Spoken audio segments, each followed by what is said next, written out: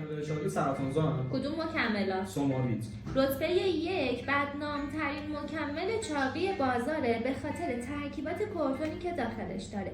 توی خیلی از کشورها هم نسخه‌های تقلبیش اصلا غیر قانونیه. مکمل‌های بدنسازی. رتبه 2 مخصوصا اون گینرایی که ادعا میکنن توی بازه زمانی کم حجم و وزن خیلی زیادی میدن، به خاطر تغییرات هورمونی شدیدی که دارن باعث میشن پف بیاری. شربت و قرصای اشتهاآور. رتبه 3 ترکیبات اشتهاآور خیلی قوی دارن که روی مغز اثر منفی میذاره و باعث میشه رشد سلولی سرطان زیادتر بشه. مکمل‌های گیاهی عطاری. رتبه 4 معمولا خطر هورمونی نداره، اما به خاطر مواد افزودنی که دارن اکثرا تقلبیه.